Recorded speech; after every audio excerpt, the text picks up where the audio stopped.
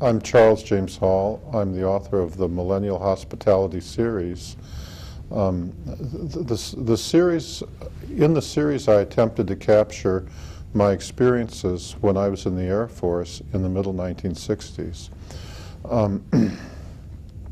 I was born in Wisconsin, and on July 24th, 1964, I entered the U.S. Air Force. I was stationed at Lackland, where I did basic training, and then at Chanute Air Force Base, Illinois, for weather training school. And in March of 1965, I was sent to Nellis Air Force Base, which is just outside Las Vegas, Nevada. And I was there until the 7th of May, 1967, when I shipped out to Vietnam. I returned from Vietnam in May of 1968. I had less than 3 months remaining on my term of enlistment, so the Air Force policy was that I was given an honorable discharge and sent home.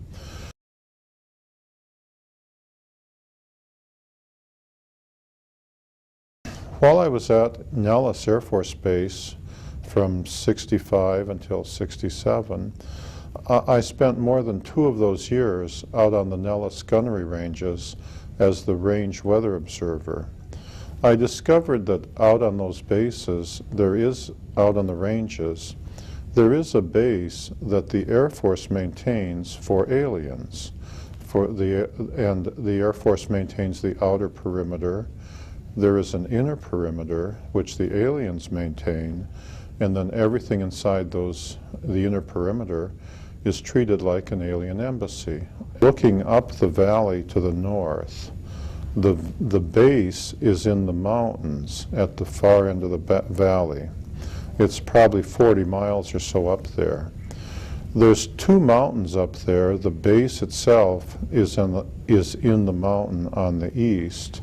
The alien living area, the living quarters, are underground in the mountains on the west.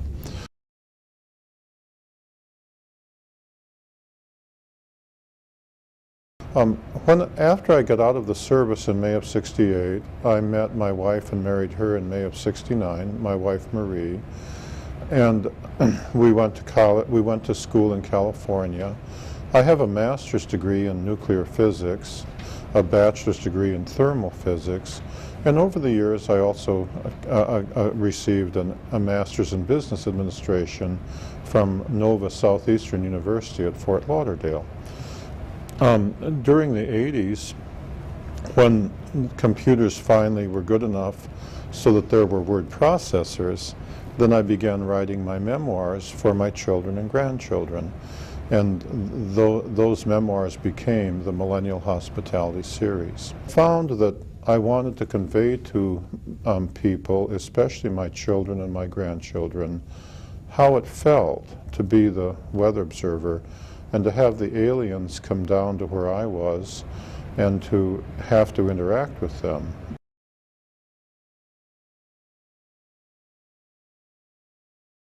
Originally, I was part of the rotation pattern. So originally, I was sent up in May of '65 for 6 weeks. The person who replaced me was compromised, and then I was sent to replace him. And in the course of time, the U.S. generals, the American generals, and the aliens formed a committee and decided that they would pick just one observer, and they picked me, and as a committee decision, and that one observer would just be sent all the time and be the range weather observer, win, lose, or draw, no matter what happened. And so therefore, in late '65 and early '66, after the selection process, I was given top secret orders. The orders were that I could go anywhere I wanted out in dreamland. The alien base is actually in Area 54, and the housing area is called Area 53. And dreamland actually, at least at that time, and I presume the same is true today, was Area 53, Area 54, and parts of the Desert Southwest Game Range. When you're physically at Indian Springs and you're looking up the valley, Dreamland includes the mountains on the eastern side of the valley. My orders allowed me to go anywhere I wanted out in Dreamland, day or night, and but I had to do so alone. If I took anyone else out with me, I wouldn't be in any trouble, but the person who was with me might be shot. They would be in serious trouble. When I received my orders, my commanding officer, a major, ordered me to into Nellis and to work the day shift on Sunday. On Sunday, the Nellis weather station is otherwise deserted, and the base operations part of the building is also deserted.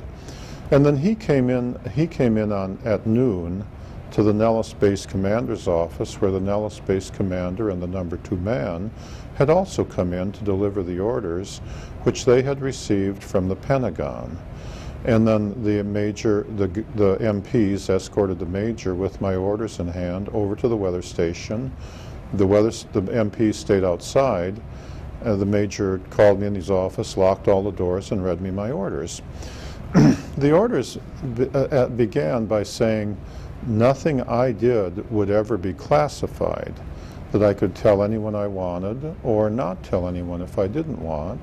I could never be inspected. No one could ever come out or ask me questions. They could listen if I felt like talking, but that was it. He and my chain of command could not come out to the weather station. If there was an emergency and they needed to talk to me, they could only talk to me in the parking lot of the Chow Hall at Indian Springs. If they did so, as soon as they returned back to Nellis, as soon as they got back to the front gate, they had to report immediately to the neurosurgeon for debriefing. On the other hand, I could go and come anywhere I wanted. When he said I could go anywhere in Dreamland, I thought he meant that I could go to sleep on the job, because I didn't know there was a Dreamland. And I was thinking, what a job, you know? When he finished, I wanted to make sure that that was okay, because, you know, the military, you're not supposed to sleep on duty. And so I said to him, I asked him, I said, will there be a cot or a bunk out at the weather station so that I can, you know, sleep?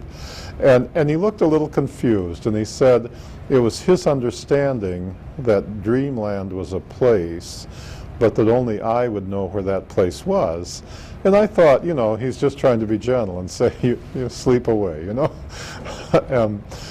That was the first I'd ever heard tell of Dreamland. In the course of the 2+ years that I spent out on the ranges, the aliens, who are tall and white and have family groups with women and children, would frequently come down to where I was. As the weather observer, my duties were to go out to the ranges Monday through Friday, every day, to take the morning run. The morning run was at 4:30 a.m. To do so, you had to get up at 3 o'clock and drive out there at night, rain or shine. And then you had to fill, you had to start, there was a generator out, 2 generators out there, 2 diesel generators. You had to start up a generator so that you had some electricity, and it would run the fan on the heater and so on, and the radio and the lights. And then you had to fill up a weather balloon with helium, attach a light, and release it. The children found that very entertaining. It was a pretty balloon with pretty lights. And so the mothers liked to bring the children down to look through my theodolite as I was tracking the balloon. About half of the time they came so the kids could play. When I first encountered the aliens, I was terrified, because they're not human, even though they look reasonably human. It probably took me more than 6 months to get over the terror that I felt when they came, even though they had not come to harm me. It's just that being out there at night in the desert and, say, hearing people walking behind your weather shack when you think you're alone, even if they were priests, you'd be afraid, you know. Well, when you discover that they're not human, well, you know, this was the 60s. There was just, you know, it took a long time to get used to it. There was no briefing. The Air Force never said, this is the situation. The aliens never came and said, this is the situation. They never came to teach me anything. They came when they wanted, they left when they wanted. And therefore, it took me a long time to get used to it.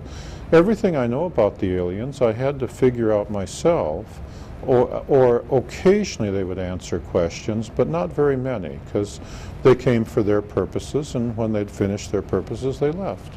They were really quite friendly, but each one of them was an individual. Interacting with them is sort of like interacting with the people in New York City. There are saints and there are sinners. You know, there are people of all different walks of life and all different viewpoints. And so, you know, I had some that were close friends, or almost like brothers, like tour guide, whose life I was credited with saving, and the teacher who credited me with saving her daughter's life. And on the other hand, there were some, like one of the alien generals, that golly, I'm still afraid of him, you know. I mean, if you met him, if he said stand there, you stood there, you know. It was no back talk.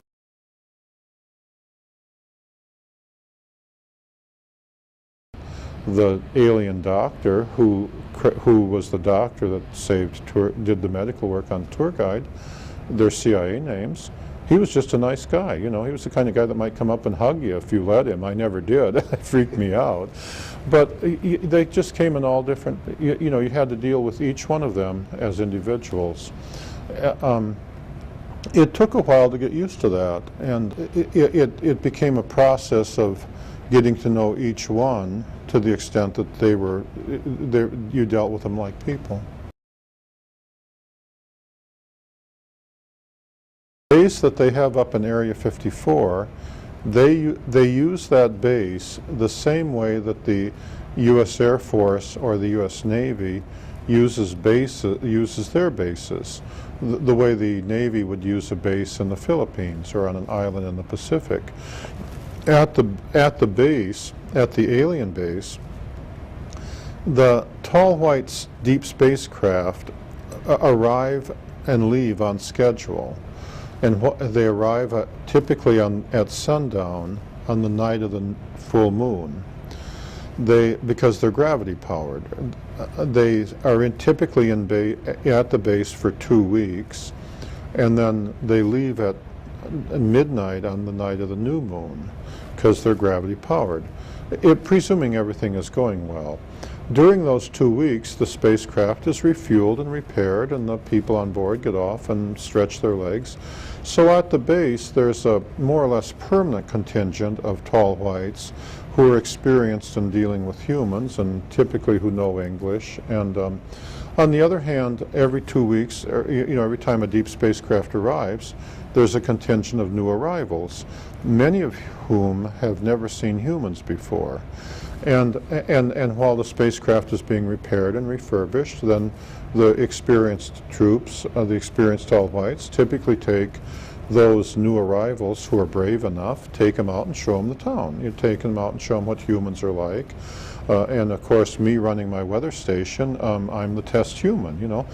And so it was common every time there was a new moon for, after the new arrivals had rested up, for an experienced guard to bring around a group of new arrivals. The number of new arrivals could be anywhere from 2 or 3 to 20, depending on how many were brave enough to come watch Gorilla Charlie in the sagebrush. And so while the spacecraft is being repaired. They also had a technology exchange program with the U.S. Air Force, in which those technologies which they were willing to share with the Air Force, they would work on joint projects with the U.S. Air Force. They were only willing to share technology to the extent that it benefited them.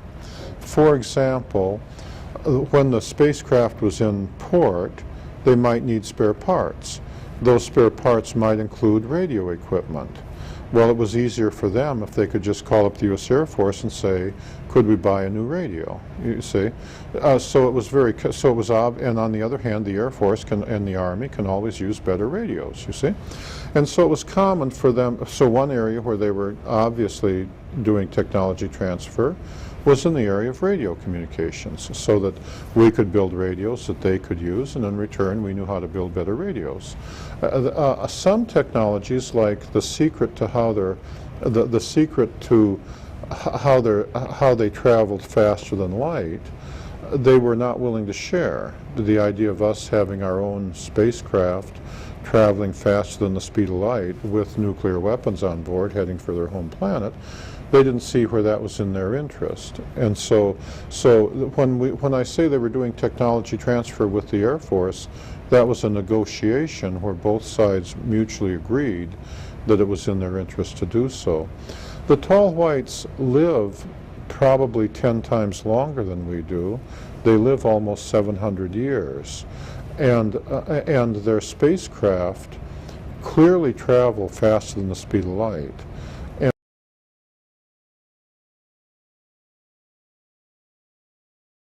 they're humanoid. Their skin is as white as a piece of paper. Throughout much of their adult life, they're the same height that I am, 5'11", 6 feet tall. They have large eyes. Their eyes are perhaps twice as large as ours. They're typically blue, and then as they blue eyes with white pupils. Although when they get older, especially the men, their eyes take on a pink shade. Their eyes stretch further around the sides of their head than human eyes do, and their ears and their noses are only about half the size of human ears and noses, and their ears lay back along the side of their head more than a human does. Their lips are not as prominent as humans, and they don't have teeth, they just have ridges, because they're plant eaters, they don't eat meat. They have much less hair than we do. They don't have any hair on their arms, and the men don't have beards. On their head, they have only about half as much hair as humans, and their hair is so thin and transparent that they appear to be platinum blonde. Okay, sometimes when they keep their hair cut short, sometimes they don't appear to have hair because it's so thin. They're much frail. They're built. Their body structure is more frail than ours. The alien whose CIA name was Range 4 Harry, for example, one time I saw him walking in the soft dirt over on the southwest side of the Range 3 lounge, and after he had left, I went over and measured the depths of the footprints he left. And from those, I estimated that he only weighed between 90 and 110 pounds, even though he was the same height as I am. Their arms, their bones are only about half as big as ours. Their thumbs are only about half as long, but their fingers are longer in proportion to their hand than ours, and they're way more flexible. But it also means that they're not built for heavy lifting. We're built like gorillas compared to them, you see. They have men, women, and children, and if the men and women are standing side by side and not walking or moving, it's frequently not possible to tell which one is the man and which one is the woman, especially for the young adults. When they get older, then there are obvious differences, but in the facial structure and the bones and stuff. But especially for the young adults, it's entirely possible for two of them to be standing side by side, and if they're not moving, to be not sure if you're talking to men or women.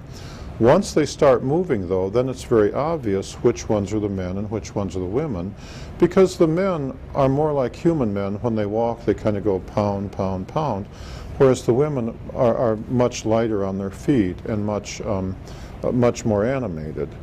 The women are much more like human women, much more willing to talk than the men. It wouldn't be at all unusual for, say, four young men to come around and not have any reason to say anything, and not say anything, to just come around and to just come and not say hello, not say goodbye, not say anything in between, and just stand and look at you. Whereas the women, if they came, usually the women would say something like, Typically, is it okay if the children play while you release the balloon? Or usually if you ask the women something, they would have some questions, or at least some conversation. But they never came the tall whites never came just to talk with me. If they were talking with me, it was always as part of the reason they came. The women were very proud of the fact that they loved their children. The men were too, but the women were immensely proud of it.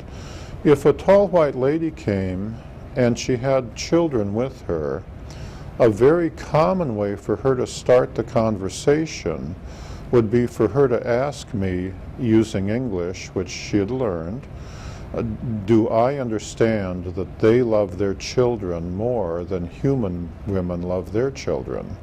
Or in other words, I want to make sure my children are safe, you see? And of course, when I said, yes, I understand that, then they would noticeably relax and feel happier. If a tall white lady came with children and she didn't say anything, a common way for me to start the conversation would be for me to say, I understand that you love your children more than human women love their children, and then she'd relax and feel better. In many ways, the tall white women were like female gorillas.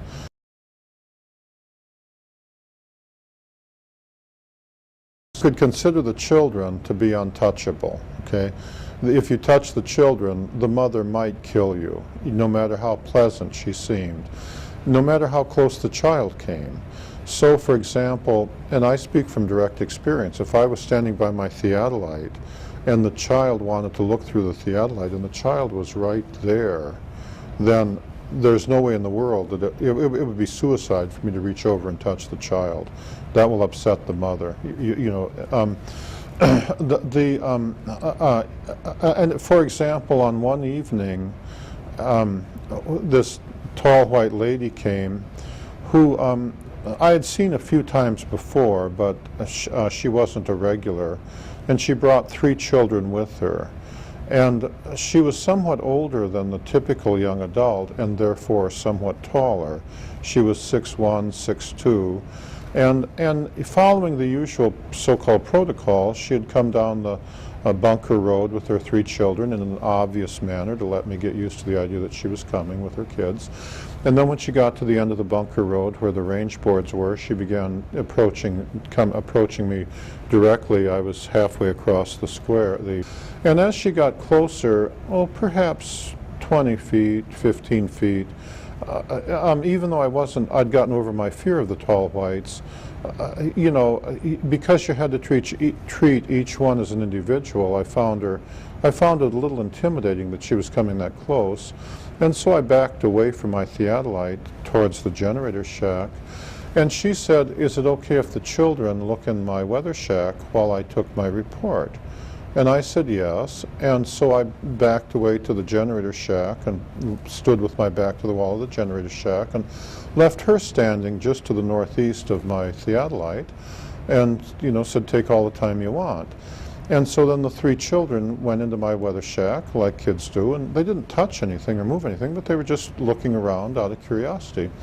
And at the time, as she stood there, she was looking at her children who were in the shack.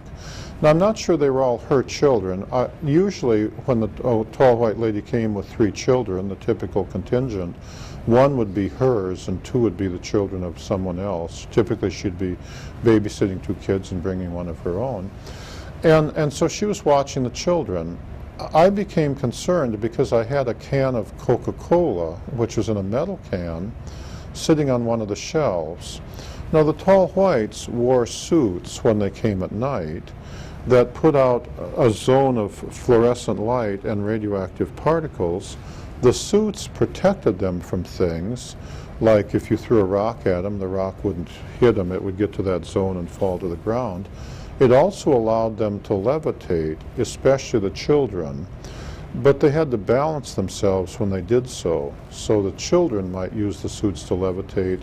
The adults usually didn't levitate very much, 9 inches or so, but it worked like an elevator, as I'll describe later. And I became concerned that since the children had their suits on, usually the kids turned off the power to their suits when they went in my shack, and I became afraid that they would get next to that can of Coca-Cola and might be in some danger, in which case I might be blamed, you know. It would have been, it would have been suicide for me to go over to my weather shack and speak to the children. You know, the mother might well have killed me if I'd done that. There's no way in the world you could go over there and say, children, don't do this, children, don't do that. You're just taking your life in your hands to try that. You have to talk to the mother, you know, and that's how the tall whites are. And on the other hand, she wasn't looking at me at the time. And so what I did is I took 2 steps forward and stopped and stood there with my hands at my side and my feet, you know, not moving, and waited for her to see me. And of course, when I took 2 steps forward and stopped, then she looked over where I was immediately. And then when I had her attention, I said, I'm worried about the safety of the children. I have a can of of Coca-Cola there in that can, and I'm worried that the children might be in some danger if they get too close to it. And the mother said, I'll handle it. And then the mother obviously communicated with the children, and the children were very well behaved, and they stayed away from my can of soda pop. The children never disobeyed their parents that I ever saw, and the parents would do anything for their children. So when they traveled in family groups, they were very tightly knit. When the women came around, they never came around alone. None of the tall whites ever came around alone. They always came around in groups, and the adults were always well armed. But it was common for the women to be very proud of their family relationships. The men were too, but it was just more common for the women to describe it. So it was very common, say, like if a group of them came around, for the lady to say things like, the guard on the tower is my mother's brother's son, and just identify who all their friends were, if they were, who they were related to and who they weren't related to, and far more so than what humans would do. They did more than just travel in family groups. They appeared to maintain very tightly knit family relationships.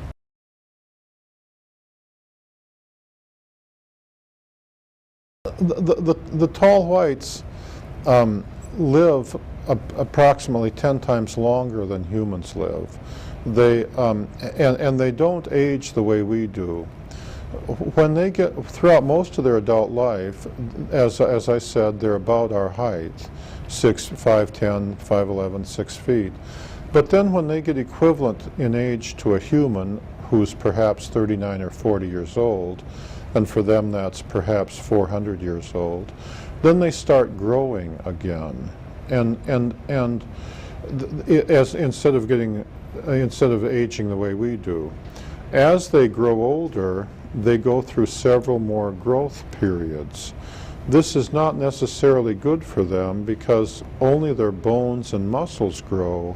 Their internal organs don't grow in proportion. Pretty soon they get very tall, 8.5 feet tall, but their organs aren't able to support their body. So as they get taller, they become more fragile. Eventually, after 600 or 700 years, or in there somewhere, there comes a growth phase where they begin growing again, and their organs can't support it, in which case they die. Usually by the time they get to be 8 feet tall, they're fragile, and usually aliens that tall are accompanied by younger adults to steady them. Living longer does have some drawbacks. For one thing, their bodies do not heal as quickly as ours. If they break a leg, and they're very fragile, so they break easy, it may take their bones 5 Earth years to heal. Whereas, as you know, a young person, when I was young, if I broke a leg, could heal up in, I don't know, a few weeks or so. I'm not a medical doctor, but would heal up much faster.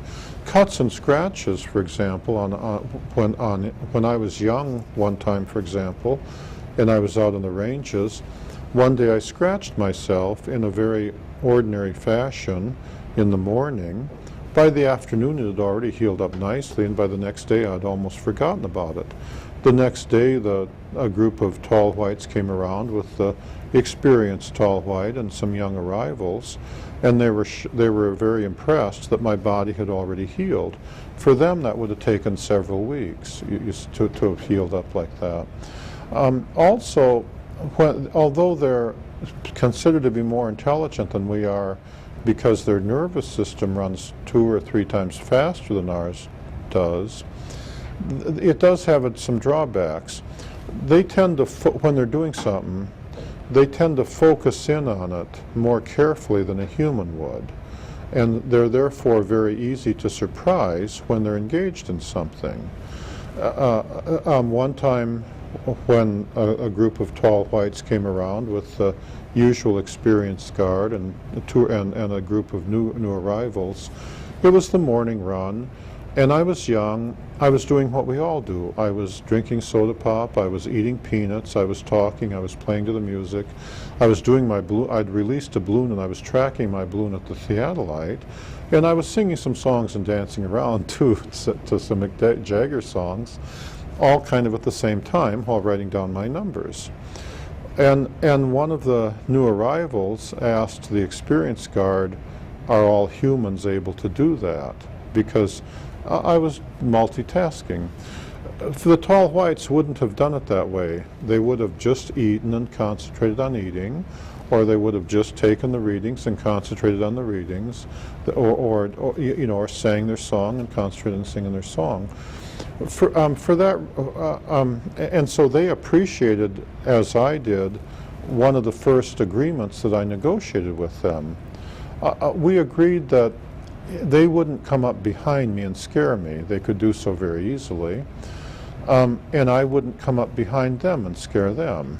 You see, if I saw one of them out in the desert and it didn't appear that he had seen me, that I wouldn't approach him. I would just stay where I was and make a sound or sing one of my songs, such as the song by Ricky Nelson, It's Up to You, because I've done everything, and until I was sure they had seen me. And then I wouldn't approach him. I would just stay where I was, and if they chose to come closer to me, they could approach me as close as they felt until they didn't feel comfortable. An experienced troop might come right up to you 10, 15 feet. A new arrival might stay back out there a quarter mile, because it varied depending on which one you were talking to. On the other hand, if they chose to move away or to run away, I wouldn't pursue.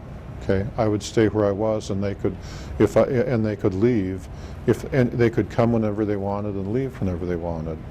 The reverse was true. If they were approaching me, and they got too close so that I felt uncomfortable, as in the case of the tall white lady at the theodolite stand, I would back away and they would stay where they were until I had backed away to where I felt comfortable. So that before we began talking, we would first come to a distance where we both felt comfortable, you see. I've always felt that was, and then if I got too uncomfortable, if I felt like going away, they wouldn't pursue. And I felt that was very important in being able to deal with the tall whites, because it allowed both me and the tall white individual, whichever one I was dealing with, to come to a common distance where we were willing to talk to each other. For some, like the teacher or Range 4 Harry, that might be as little as 10 feet. For others, like that tall white general, well, I didn't want him closer than a quarter mile, yeah, and that was a real important, that was one important agreement that we agreed on. And if I were to see one today out in the desert or out in Indian Springs Valley or out in the town of Indian Springs or whatever, I would still be living by that agreement.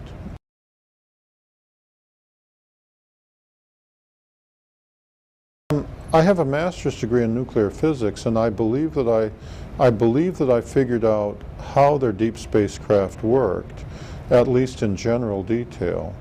And I copyrighted that in a scientific paper I call Hall Photon Theory. It's included in the appendix of Book 3, Millennial Hospitality 3, The Road Home.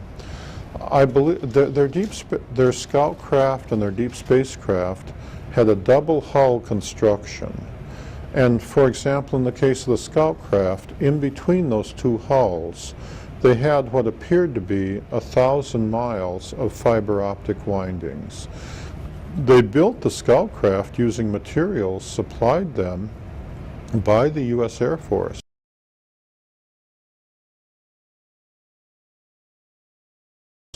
The scout craft were clearly built here on this Earth. When you went on board, many of the parts, like the seats, still had the mold markings of American manufacturers like Lockheed, Boeing, the overhead compartments by Airstream, and so on. And so therefore, it had to be perfectly possible to build a scout craft with its anti-gravity drive using ordinary American parts. The scout craft had the fiber optics windings came in several sets, and the way it worked is it worked in a manner philosophically the same as an electromagnet. It's just that they did not, in an electromagnet you use electrons on going down copper wires and coils. Instead, instead of electrons, they used some other subatomic particle. I'm not sure which one. It's my understanding that there are 3 different ones, or maybe 5 different ones, perhaps mesons or bosons or those subatomic particles, and then that put out anti-gravity. The particle generators looked like batteries, where there was one that would create the particles and accelerate them into the fiber optics, and then the fiber optics amplified the anti-gravity field the same way that an electromagnet amplifies the electric field or the magnetic field.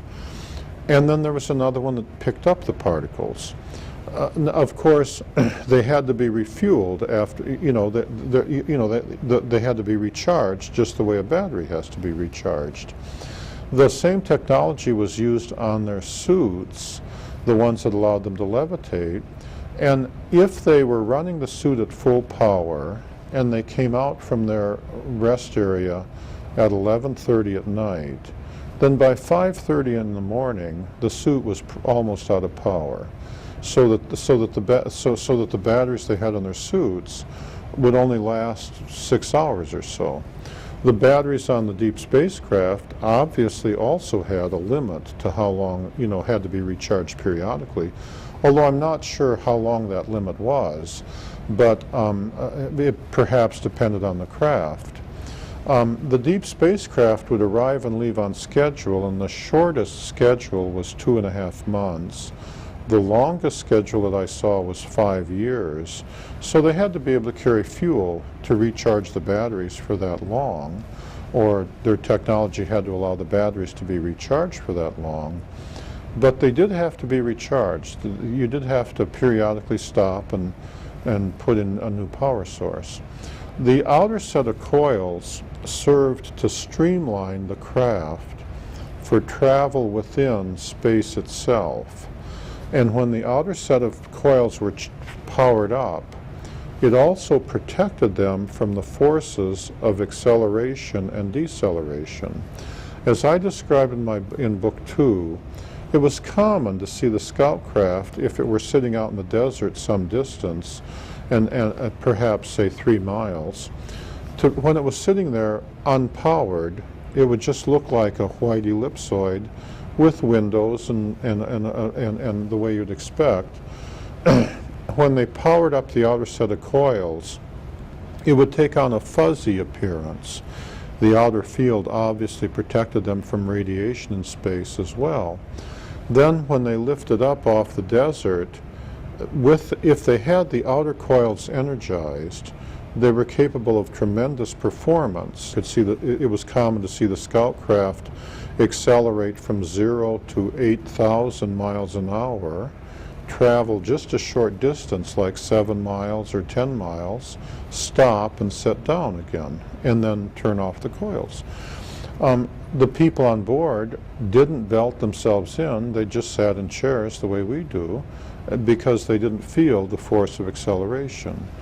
If they did not have the coils powered up, however, if they were bringing the scout craft in real close, like if they were going to park it beside the Range 3 lounge, they would turn off the outer set of coils while they were still some distance away, because the field coming off that outer set of coils extended a great distance from the craft.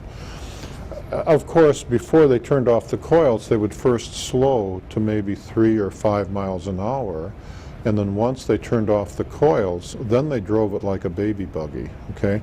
Then they just came in real slow and landed like at 2 or 3 miles an hour. And when they took off, if they hadn't charged up the coils, then they would be traveling just 2 or 3 miles an hour. They'd be traveling like a baby buggy. And they wouldn't, but it wasn't until they'd powered up that other set of coils that they would start doing high-speed performance. Powering up the coils took a little while, just like turning on an electromagnet. It was common for it to take as long as 10 seconds for the coils to power up. Because the particles that are running through the fiber optics are subatomic particles that do decay, the coils would heat up if you ran at full power for too long. And the tall whites were always very conscious of the temperature of the coils. And therefore, it was very common to see them when they sat down on the desert, on occasion, especially on hot days, to get out and open up the panels on the outside of the deep space, on the outside of the scout craft, obviously just letting the coils cool off. It doesn't mean the coils were necessarily too hot, but they liked the coils running cold, and they were always very conscious of the coil temperature. On that day, that scout craft suffered a meltdown of the fiber optics. Now that, as I remember, was a Wednesday, and they worked on that craft from Wednesday, 24 hours a day, till the following Monday morning, just getting enough coils repaired so that they could lift off and take it back to the base. And in order to take it back to the base, they had to bring out 2 extra scout craft. In the meantime, they'd brought out several others with mechanics and stuff. And they had to nurse it back to base by running 2 extra scout craft on each side, just to get it back to base where they could fiddle with the coils. Recovering from a coil meltdown was obviously a big problem for them. I never saw any humans working on the coils. The tall whites were I never saw any Air Force personnel or anybody out there with them. The tall whites always reserved the option, or anything to do with the coils, they always wanted only tall whites on there. As far as I know, I'm the only human that got anywhere close to the coils. I got to within a few hundred feet before their guard blocked my way and made it clear that he didn't want me to go any closer.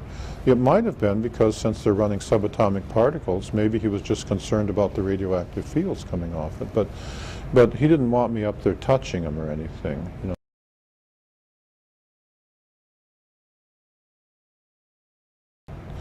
I've been on board the scout craft, but not on board the deep spacecraft. The deep spacecraft, which are the same design and the same technology but much larger, are titanium black, right? The one that came in damaged with meteor damage. That is I got closer to that one than any of the other deep spacecraft. That one I got within a few hundred feet of as it came by me in the snowstorm.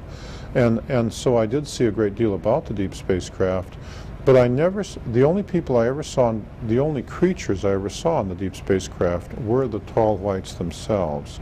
On the scout craft, however, it was common to see American U.S. Air Force generals on the scout craft along with their tall white counterparts. That was very common, and I myself was on the scout craft. However, they never came to just take me for a joyride. You know, they never came to say, oh, let me show you the sun and the moon and the stars.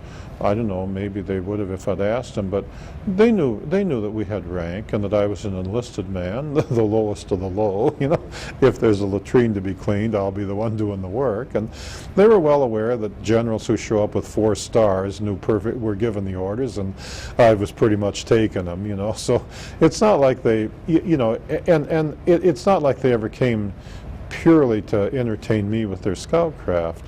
On that occasion, when I was on board their scout craft, remember they had several new arrivals who were part of the technology transfer, and their motivation for taking me on board the scout craft on that particular day appeared to be that the new arrivals who were afraid of me had to practice coming up to Charlie and saying, "Hello, Charlie," and then and then once having gotten to within 10 feet of the gorilla, then they would back away and stay out there like 20 feet. They'd so bravely faced me down in the sagebrush, I guess.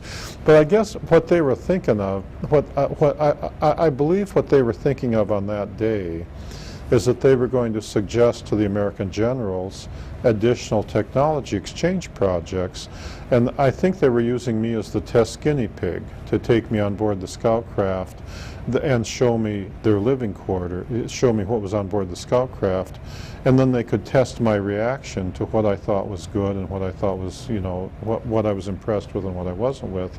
And then I think they were saying, therefore, then when they went and talked to the American generals, they could say, "We'll make this better for you and that not so good for you." Or, you know, "We'll make this better for you, we can help you here."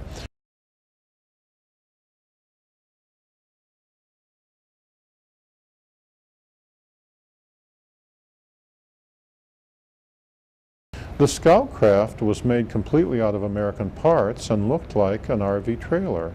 When you went on board, it was ellipsoidal, and the scout craft was white with windows on both sides. More windows. The door, when you looked at the front of when you were standing looking at the front of the scout craft, the door was on that craft was on the right. Since they were all made here, there was a number of different variations in the design, and the windows on that side extended further back than on the left side. There were no windows on the back, none on the top, none on the bottom, and only one door, the one on the right, which opened from the top, and much like a Learjet, or some Learjets. When you went on board, there was a bulkhead about a third of the way back. In front of the bulkhead on all the scout craft, the design was the same. There were 5 seats without seat belts that you just sat in. The tall whites are not built strong like we are, and so the idea of belting themselves in would damage their bodies. There was 2 seats for the pilot and the co-pilot, and then 3 other seats in the front. And they weren't very interested in showing me the cockpit area. They said there wasn't much about it that I would understand anyway. On the bulkhead, there was a set of panels. Nowadays, we consider it old hat, switches that don't move like you have on microwave ovens. But in the 60s, that was considered pretty avant-garde, even though I realized that the first motionless switch was actually copyrighted in more or less about 1929, but they weren't in common use. On each switch there were a set of icons. Now we consider that old hat too, because you buy your car and there's icons. But in the 60s that was considered pretty avant-garde. The icons were pretty ordinary. One controlled the outside lights and it looked like the sun. One controlled the inside lights. And so in terms of the icons, there wasn't, or the hieroglyphs on the switches, they weren't very different than, say, hieroglyphs on the Egyptian pyramids or the icons that you see on a modern-day automobile. Behind the bulkhead, there were at least 3 or 4 different designs depending on which model of the scout craft you were looking at. In the RV model, the one that on that day that I was on, what was behind the bulkhead was an ordinary RV. When you went in there and you were looking towards the back, on the right there was a microwave oven, only where the aliens had taken off the mechanical door and put on a different cover with coils around it. And then when they turned on the oven, they first turned on the coils, and the coils put out the standard field and prevented the microwaves from going through that field into the room beyond. So it looked like a little cave where you'd turn it on and then turn it off, and you didn't have to fiddle with the door, you see. In the back was the latrine, just like in an RV. On the left, they had the seats where you would eat, but also they had hammocks where the children would sleep. And then they had the overhead compartments and a few storage things in the back, although not a great many of them. And then on the bulkhead in the front, they had a mirror and a makeup table where the teacher would put on her stuff, and it was all pretty ordinary.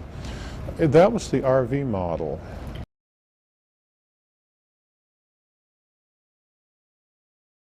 My website is millennialhospitality.net, where I have additional information relating to my books and the Millennial Hospitality series. The number of tall white aliens at the base varied somewhat depending on how many deep spacecraft were in port. However, as I describe in Book 3 in the chapter entitled The End of Innocence, on one night I saw between 200 and 300 different tall white individuals. There were so many I couldn't count them. Lined up along the mountains to the east of, up along where the ammunition bunker was.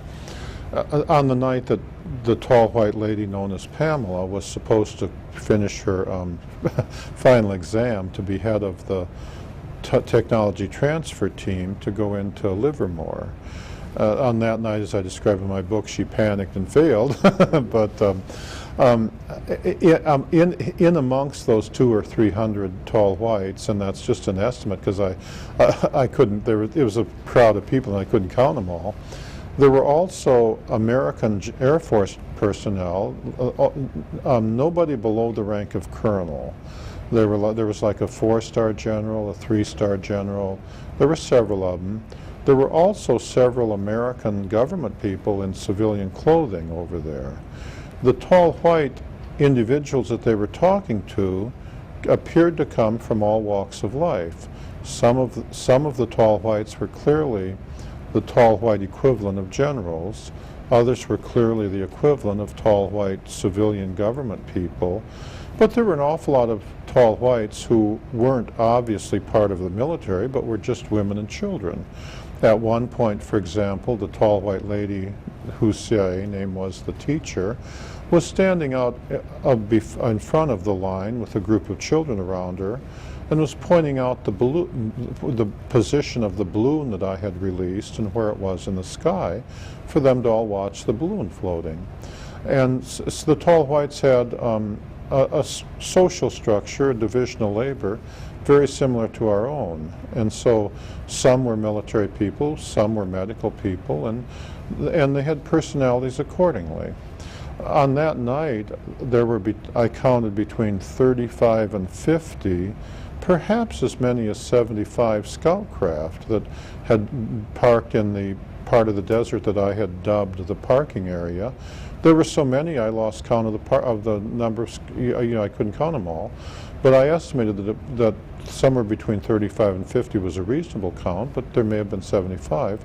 So the number of tall white individuals and scout craft, was at least that large. I have no idea if that was everybody on the base that had come down or if what percentage that was, but the number of people that you could see, the number of individuals that you could come across was at least in that numeric range. The number, when they came around to where I was, they came around, the kinds of individuals that came around were from all walks of life. And the tall white doctor came around and the tall whites he brought with him appeared to be medical students. They had no interest in the mechanical aspects of what I was doing, although the doctor, like a human doctor, he cared only about the humanistic aspects. On the other hand, on a different night, one of the tall white guards brought around 3 young adult tall white men who were clearly electrical engineers. One of the tall white individuals that I was reasonably good friends with called himself co-pilot, but he was very proud of his ability to repair the scout craft, and he wanted to have been called the mechanic, but I guess the name was taken, and so he had to pick a different name, And another one was called the captain. He didn't appear to understand humans very well, and he didn't appear to want to. He appeared to just want to come and do whatever he had to do, and then if whatever you were for humans, well, that was you, and go on about his business. Whereas the doctor, described in The Wayward Wind, he wanted to come and really understand humans. What are they like, you see? Others, like the tall white general that I previously referred to, the idea of him understanding anybody, that he didn't care to understand anybody, he came to give the orders and you were there to take them, you know? And if you liked him, fine. If you didn't like him, fine, but, you know, he was the general. They were all like that.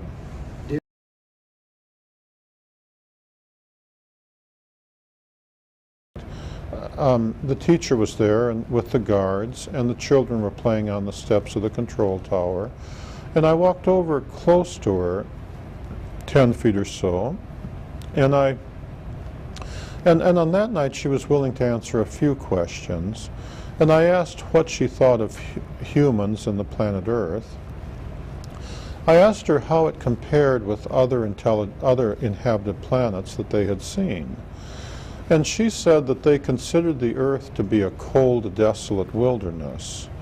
On the other hand, she said the thing that they found unique about humans is our willingness to do things with animals. Her example was that I grew up on a farm in Wisconsin. I feel very comfortable milking cows, riding horses, making, you know, pets with dogs. Yet each of those animals could kill me if they wanted to. I don't think of it that way because instead, like all humans, I first try to decide how the animal is thinking, and then I approach the animal accordingly. So I calm down the horse by speaking to it nicely and approaching it from the front. I put the cow in a stanchion and calm it down and begin milking. I make friends with the dog by feeding it and patting it on its head. She said that they considered that to be very unusual. She said that on most inhabited planets, once the a group of intelligent people evolved, they had no interest in dealing with the less intelligent animals and usually just killed them all off.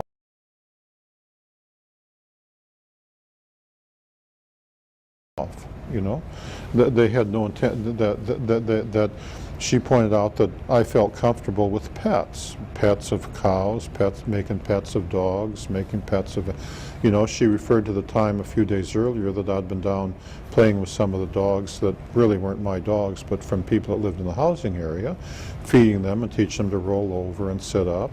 She said usually the intelligent people just, you know, don't care what the dog thinks, just shoots them, you know. And they found humans to be very unusual in that regard. And the way she described it is because we were willing, even though we were intelligent, we were willing to try to think like less intelligent animals. Okay.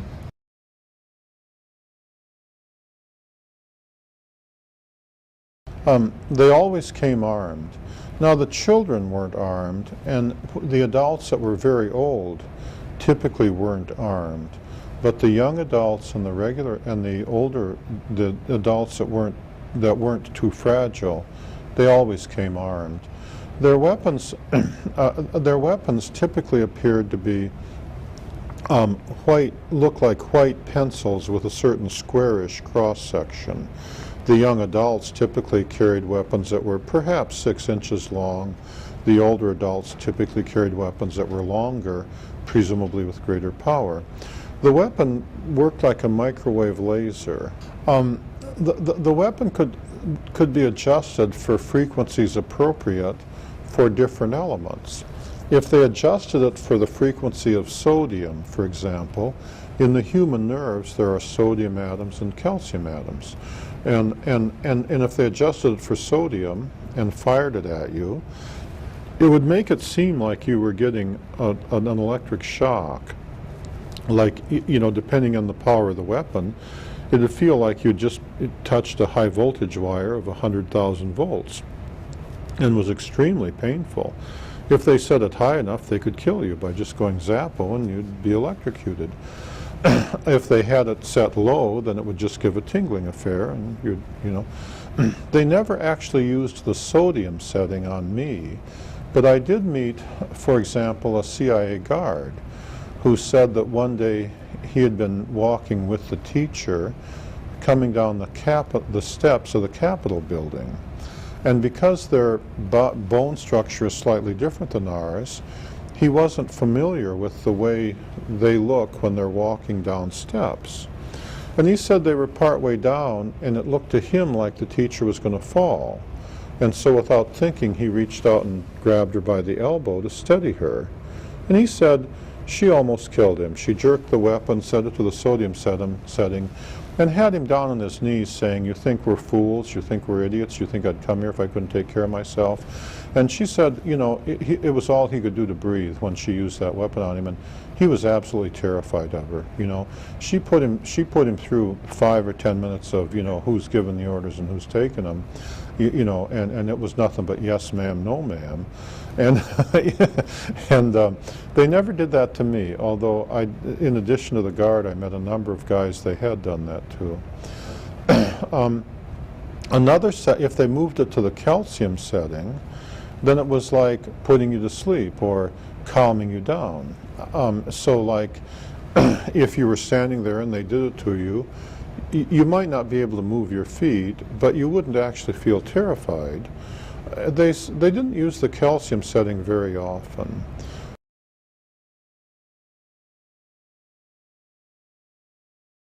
One of the weapons they could set to hypnotize a person. When they used that setting, they typically liked a clean shot at one of your temples. And what it would do is induce the same as if you were hypnotized. They could turn it on instantaneously and turn it off instantaneously. And it was common to have missing time experiences. One day I was walking from my theodolite stand to the weather shack. It happened a large number of times, but on this day in particular. And it was like 19 or 20 steps from the theodolite stand to my weather shack. And I could clearly remember taking step 12. And I could clearly remember finishing step 14. But in between those two steps, almost 20 minutes went by. You know, it used to annoy me greatly until I'd finally gotten to where I could break through that hypnotism by relaxing and letting your mind wander. And what had happened was, it was one of the early days in '65. Range 4 Harry had brought some new arrivals around, and he had stepped out from the alleyway between my weather shack and the supply shed and had a clean shot at my right temple and hypnotized me as I was taking step 13. And then while I stood there, he'd brought out the new arrivals and said, "This is Charlie. See, he's got teeth. Open your mouth, Charlie." Just like you do when you're hypnotized. And said he eats more times than we do, and, you know, giving him the tour. This is what a human is. And then when they all went back in, then he's, you know, really, it took him about 20 minutes to go through his introducing them to a human routine, and released it, and then went on, you know. Because of a number of episodes like that, I used to have a policy of writing the time down when I did things. So I used to have a policy of writing down the time, and before I started walking back to my weather shack, of writing down on my weather report, so, you know, when I left the theodolite stand, and then writing down on my weather report when I got to my weather shack. And of course, it should only be like a minute or two, you see. You know, and just to see if they'd done that to me, and I didn't remember it because they could do it so quickly. I'll say one more thing about the weapons. They had another setting that I know about, the iodine setting. And if they hit you with the iodine setting, especially in the thyroid area, it would affect the iodine in your blood, and it would alter the chemistry of the blood so that your blood would seep through the arteries, and you'd bleed to death in like 2 minutes.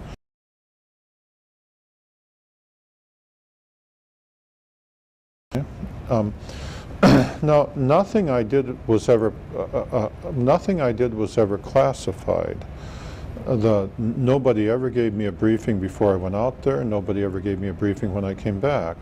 My orders said that nothing I did was ever classified. I was never part of a project. We were never building like airplanes or missiles, so therefore I was never shown any classified drawings or anything like that. Everything I know I had to figure out for myself. There's a good reason for that. The aliens don't handle anger the way humans do. When they become angry, they either go away or they kill you, or, there's, humans, we get angry with each other and we fight and then we become good friends. The aliens, at least where humans are concerned, or at least my experience is, aren't like that. They're either pleasant or you're in trouble. If I didn't bring anything off the ranges, I didn't bring any photographs, any documents, any material. I came off only with my memories. There was nothing to debrief me on. The alien mothers, remember, are very proud of their ability to raise their children. If anything I did was classified, that would mean, for example, that after the teacher brought her daughter and her her daughter's playmates around to simply play, then I would have had to have been called in and be debriefed by CIA guards. That would have upset the teacher beyond limit, to have two ordinary human guards call me in and start asking questions. How does the teacher take care of her children? Do you think she's doing a good job? Do you think? I mean, and you wouldn't have had to tell her. The next time I went out there, using their communication equipment, she would have just said, she would have just figured it right out. Or the next time the generals showed up, she'd have just figured it right out. Well, remember the experience of that CIA guard on the steps of that he related to me on the steps of the Capitol building. The idea of upsetting the teacher, I mean, she was perfectly willing to just jerk the weapon and say, who's giving the orders? I thought we had an agreement, The committee had agreed, which included the teacher, Range 4 Harry, some of the other tall whites, as well as the American generals. They had agreed that nothing I did would ever be classified, and the tall whites expect their agreements to be carried out, just like Philadelphia lawyers, to the letter. They go through a lot of trouble. They are very conscious of their agreements, and they keep them to the letter, and they expect the same from humans. 40 years isn't much time for the tall whites, since they live so much longer than we do. If anything I did was classified, they agreed that nothing I did would ever be classified. They meant that, period, and they meant the American generals to keep that period, And after all, I don't have any drawings or pictures. I didn't, the log books that were out there, I left out there. And so there were, usually classification refers to material things, drawings, material, whatever.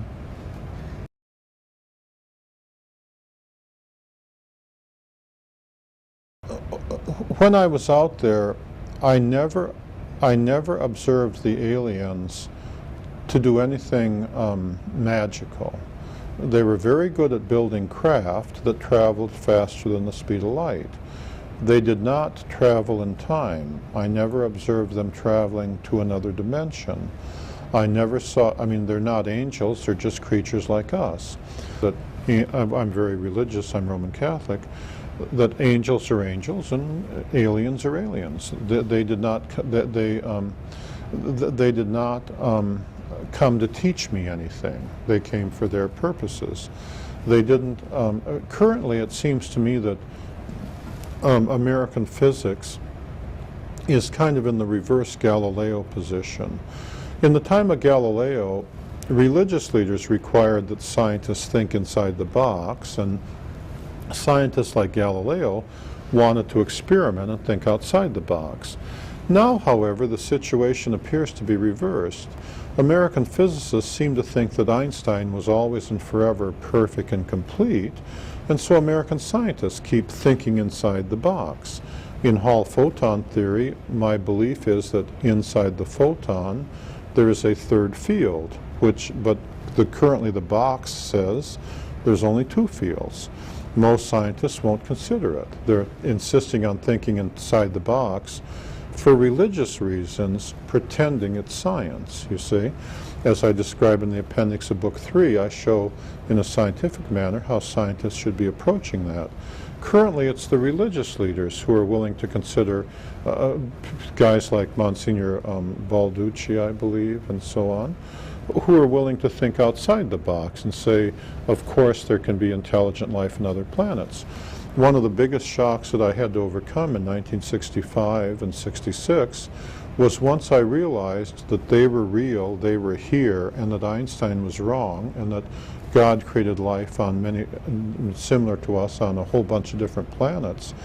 It was the shock of realizing that so many people had been so wrong for so long, you know?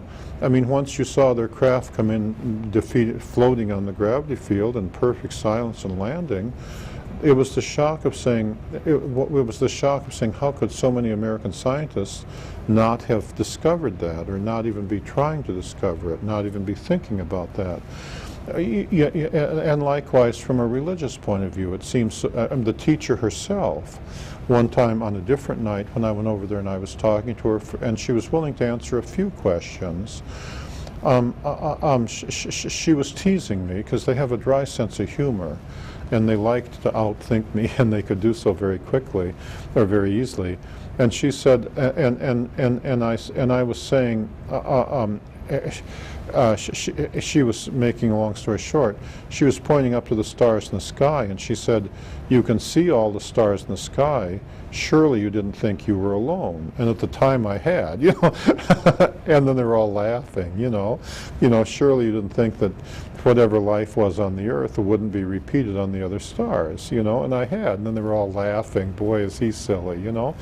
And it just seems so obvious to me when you go out at night and you look up at the stars of the sky, that however whatever God did to make life here on earth, he must have done it again, because there are so many stars in the universe and it's so vast.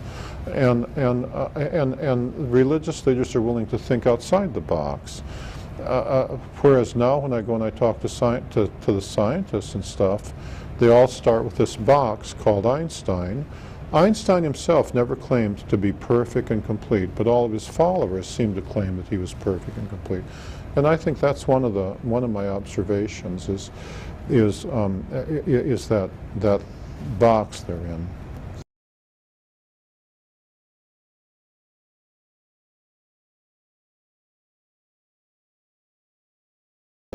Well, remember when the teacher said that on other planets the intelligent beings typically killed off the animals, she was referring to other planets she had seen with intelligent life on them, but she didn't elaborate. And the reason is because when they came for their purposes. They didn't come to say, "Let me tell Charlie everything there is to know about the universe." They didn't care. If they didn't have anything to say, some nights they might just come and not say anything. The kids might play and they might leave, you know. Especially the men. If there was no reason for them to actually come and talk when they were close, like that night when there were the 3 electrical engineers there. They wanted to see me start up the electrical generator because that's the same kind of power source the U.S. Air Force had given them for use up on their hangar, because it was built by the Air Force. And they wanted to see how I used it as part of their training program, see? Well, from their point of view, there's no reason to talk to me about it. They just want to see me do it. So they came and just stood there and watched. And then, you know, eventually Charlie's bright enough to figure out that I should just carry on with my duties, and you know, and they would just stand and watch. And then, you know, if there had been a reason for them to say, "What does this do?" then they would have said, "What does that do?" But they didn't come and say, "Oh, let me tell you about this star," or "Let me tell you about that star," or anything like that.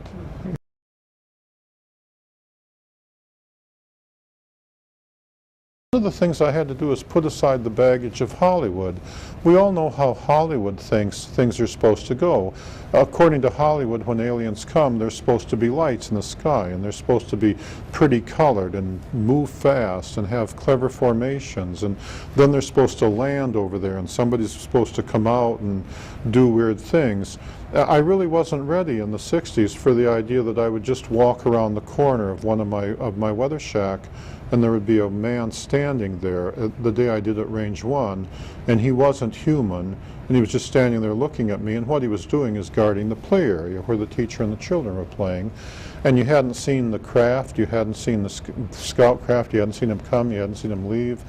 There was no reason for him to say anything, because there's no reason for you to know what he's doing there. He's just guarding the entrance to where the kids and the teacher are playing on that day.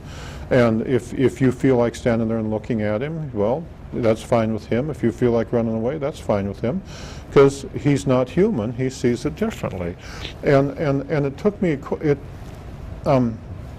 he's not human. He sees it differently, and it took me a while. It took me a very long time, several weeks, to get used to the idea that they are the way they are that way because they like themselves being that way, and that's different than the way Hollywood would have us think they were. And of course, one of the biggest shocks is they were so similar to us in so many ways.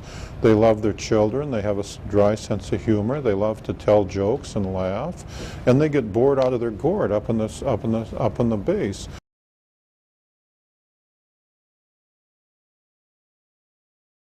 One of the common things to talk about with the young, tall white women was fashions. The Air Force provided them with clothes straight out of the Sears catalog. One of the jokes the teacher used to make about the Air Force generals is up on their base, in their commissary, there were some clothes that the generals had picked that they could choose from. And of course, the teacher used to say, well, all the American generals are all old men, so naturally they have no fashion sense, right? And she used to laugh about the fashions that the generals thought they should wear, you see. And one of the things that she and the other young, tall white women wanted to do was to go into town and buy pretty clothes.